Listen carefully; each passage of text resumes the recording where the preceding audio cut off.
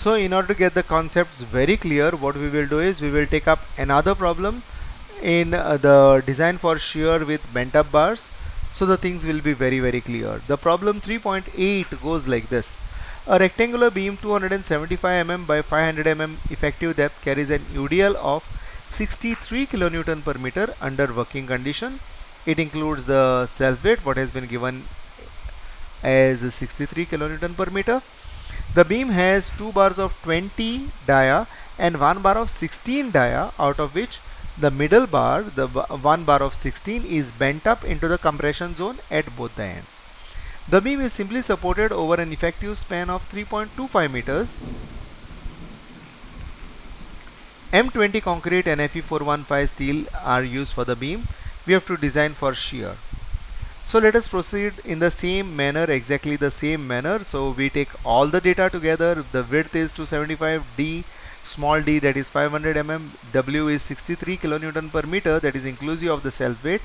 AST is 2 bars of 20 plus 1 bar of 16, and we understand that 1 bar of 16 is bent up in the compression zone.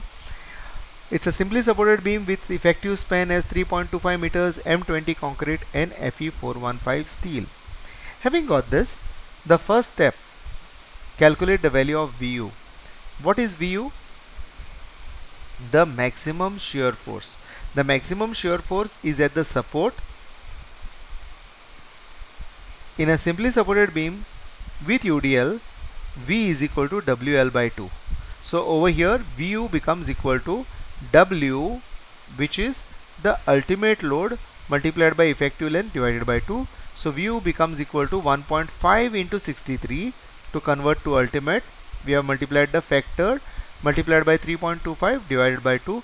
So Vu becomes equal to 153.56 kilonewton. 153.56 kilonewton.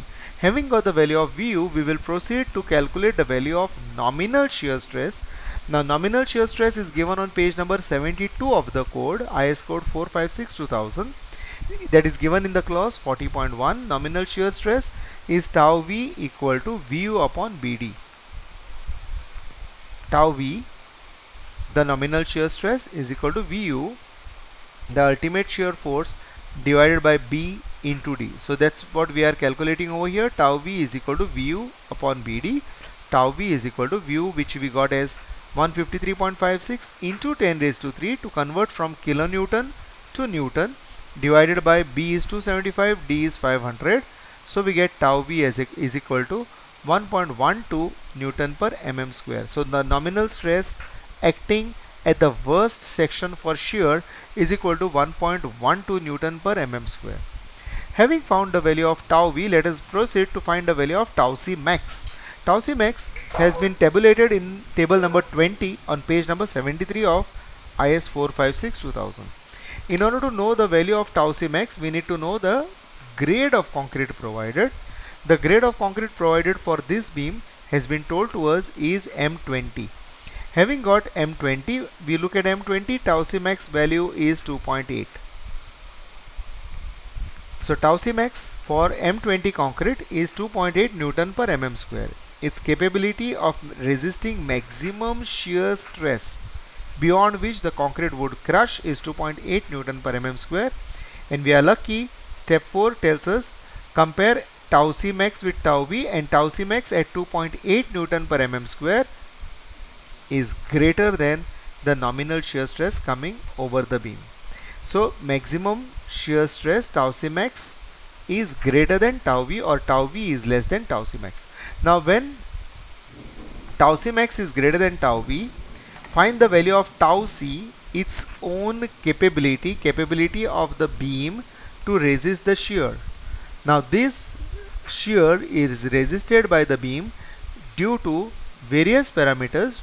Two most important parameters are grade of concrete and the amount of flexural steel provided in tension. So we have to look at the flexural steel provided in tension, which continues for a distance of at least one effective depth. So that is 100 AS upon BD. Now in this case we know that there are 2 bars of 20 and 1 bar of 16 given to us, out of which 1 bar of 16 is bent up at both the ends. So 2 bars of 20 proceed up to the support or within the support. So we are considering AS is equal to 2 into pi by 4 into d square, 2 into pi by 4 into 20 square, because 2 bars of 20 go into the support. So AS is equal to 2 into 314. So AS is equal to 628 mm square. So that's what we have got. Now we are calculating 100 AS upon BD. So 100 AS upon BD, 100 AS is 628, B is 275, D is 500. So we get the value as 0.46. Now 0.46 lies in between 0.25 and 0.5. For M20 it is in between 0.36 and 0.48. Drawing a straight line between them, we can interpolate to get the value for 0.46. In order to get the value for 0.46 over here, tau c is equal to, we take the smaller value plus the difference between the two divided by, that is difference between the two, higher minus lower, divided by higher minus lower, multiplied by 0.46, of which we are finding minus 0.25, that is a lower one. So tau c is equal to 0.36 plus the difference between these two is 0.12, difference between these two is 0.25, multiplied by difference between these two is 0.21. So tau c is equal to 0.36 plus this gives me 0.48 into 0.21. So tau c is equal to 0.36 plus 0.48 into 0.21 gives me 0.1, or tau c becomes equal to 0.46 Newton per mm square. So the inherent capability of the beam to resist shear by itself without the shear reinforcement is 0.46 Newton per mm square. Now step number 6, compare tau c and tau v. Compare its own capability and the nominal shear stress coming on the beam. Now its own capability is 0.46 Newton per mm square, but the shear stress coming on the beam at its worst place is 1.12 Newton per mm square. So tau c is less than tau v, or tau v is greater than tau c. Obviously, when the shear stress, nominal shear stress, is greater than its own capability of the beam, we have to provide shear reinforcement. So step 7c is, if tau v is greater than tau c, assume the diameter of the shear stirrups and the number of legs of the stirrup. So we are assuming 2-legged 8 mm dia stirrups to be used. But we know that whenever we have come here, we need to calculate the value of how much is the total shear force, for which we need to provide a shear reinforcement. In order to find that, VUS, the total shear force for which we have to provide a reinforcement, is equal to the ultimate shear force minus tau c into BD. So VUS is equal to 153.56 into 10 raised to 3, converting this into Newton, minus 0.46 multiplied by 275 multiplied by 500.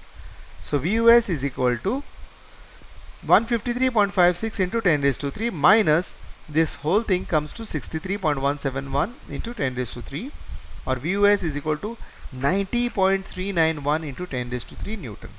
So the total force for which we require shear reinforcement, in whichever means shear reinforcement is necessary, the total force is equal to 90.391 kilonewton, or 90.391 into 10 raised to 3 newtons. So calculate the area of the bent up bars, because we know that there are bars which are bent up, so they are having a capability of resisting at least some of this shear force. How much it is, let us calculate. So area bent up is equal to 1 bar of 16 mm diameter, so that comes to 1 into 201. Area of bent up is 201 mm square. Calculate the shear resistance of bent up bars from the formula 40.4c on page 72-73 of the code, that is IS 456. The formula has been given over here. VUS is equal to 0.87 F by ASV into sin alpha. VUS, in this case we are trying to find out what is the capability of the bent up bar, so we will be referring it as VUSB. That is what we write. Okay, so VUSB over here is equal to 0.87 into Fy ASB, that is area of bent up bars, into sin alpha, or VUSB is equal to 0.87 into 415 into 201 into sin 45 degrees, because we assume that the angle of inclination of the bent up bar is going to be 45 degrees. As said earlier, this is the decision to be taken by the structural engineer, what angle has to be provided over there for the bent up. Obviously it cannot be less than 45 degrees as mentioned in the code. So we get the value of VUSB as 61.794 kilonewton. 61.794 kilonewton. Step number 8. Compare the shear resistance of the bent up bars VUSB, shear resistance of the bent up bars, that is VUSB, and half the shear force which is necessary for shear reinforcement, necessary to design the shear reinforcement. Now VUSB, that is 61.794 newtons, is greater than half of VUS by 2. The total shear force for which shear reinforcement is necessary is 90.391 into 10 raised to 3. That divided by 2 comes to 45.195. But the bent up bars are capable of taking much more than 45.195. Bent up bars, the one bar of 16 mm is resisting much more shear force as compared to half the amount of shear force for which the shear stirrups would be provided or shear reinforcement would be provided. Now what happens whenever we have a condition like this? If the force resisted by the bent up bars is greater than half the force required for shear reinforcement to be designed, provide shear stirrups for only half of this. Even when this is greater than half of this, provide shear reinforcement for half of this. So shear reinforcement would be designed for VUS by 2. So design shear force for stirrups would be 90.391 into 10 raised to 3 newtons divided by 2, or it is equal to 45.195 newtons. Even when the capability of the bent up bar is larger, we have to provide shear stirrups to take care of 50% of the shear force which is to be resisted by the shear reinforcement. Now calculate ASV. So it is 2 into pi by 4 into d square. This is all of the shear stirrups. So 2 into pi by 4 into 8 square. So 2 into 50, that is 100 mm square. Now calculate the spacing of the vertical stirrups given in the clause 40.4a on page 72 and 73. That is this one for the vertical stirrups. Please note we have provided vertical stirrups over here. The engineer can decide to provide inclined stirrups also. So any one type, either the vertical stirrups or the inclined stirrups can be provided. So over here we are doing calculation for the vertical stirrups. So VUS is equal to 0.87 Fy ASV into D upon SV. VUS as discussed is 45.195. This is 0.87. Fy is 415. ASV is the area of the shear stirrups, that is 100. D is 500 divided by SV. So SV comes equal to 401.7 mm. So the spacing of the stirrups as per this comes to 401.7 mm. Having done this, we have to go give a check for provision of minimum shear reinforcement as per IS 456 clause 26.5.1.6 page 48. ASV upon BSV greater than or equal to 0.4 upon 0.87 Fy. ASV is already known to us, that is 100. B is 275. SV we are trying to find out is greater than or equal to 0.4 upon 0.87 and Fy is 415. So SV can be less than or equal to 330.1 mm. So minimum shear reinforcement has spacing of 330.1 mm. Next check is check for maximum spacing as per IS 456 clause 26.5.1.5 page 47 and 48. So as per the clause, if we are providing vertical stirrups, the spacing cannot be larger than 0.75 D or it cannot be larger than 300 mm. So SV is equal to 0.75 D. So 0.75 into 500 is 375 mm or 300 mm. Now considering all these spacings, the least spacing which we get is 300 mm. The least spacing is 300 mm. So we are providing two-legged 8 mm dia stirrups at 250 mm center to center. So in this case, even when we have one bar of 16 which is bent, even when it has capability of resisting shear stress, or rather shear force, much more than half the shear force with which the shear reinforcement would have been designed overall. Still, we require vertical stirrups, two-legged 8 mm dia at 250 mm center to center. That completes the design of bent up bars.